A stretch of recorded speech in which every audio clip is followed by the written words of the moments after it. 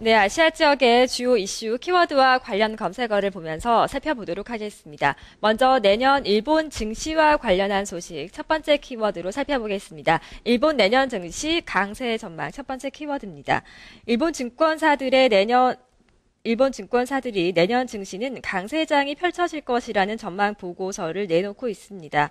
중의원 선거 뒤에 나올 경기 부양책과 그리고 최근에 엔화 약세로 인해서 수출 기업을 중심으로 기업의 수익이 회복될 것으로 보인다는 분석에 따른 것입니다.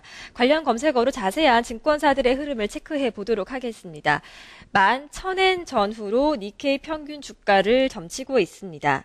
먼저 노무라 증권은 내년 말 니케이 평균 주가는 1,500엔으로 예상했고 모건 스탠리 그리고 미쓰비시 증권, 골드만삭스 등도 내년에는 20% 정도 상승한 11,000엔 전후를 전망했습니다. 노무라 증권은 세계적인 수요 확대, 풍부한 유동성, 또 채권 일변도의 자금 이동이 수정될 것이라고 예상하고 있습니다. 골드만삭스는 선거 뒤에 새 정부의 디플레이션 탈출을 목표로 한 금융 완화 정책과 수출의 회복으로 내년의 예상 주당 순이익은 20% 증가할 것으로 보여 이가 증시의 호재로 작용할 것이라고 전망했습니다. 다음 관련 검색어를 살펴보도록 하겠습니다. 엔화 약세가 올라와 있는데요. 모건 스탠리 같은 경우는 2014년까지 엔화가 1달러에 92엔대까지 하락할 것으로 전망했습니다.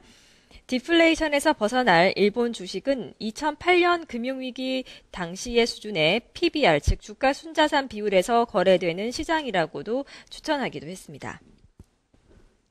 중국 쪽 이슈를 살펴보도록 하겠습니다. 중국의 경제공작회의가 오는 15일에 열릴 것으로 예정인데요.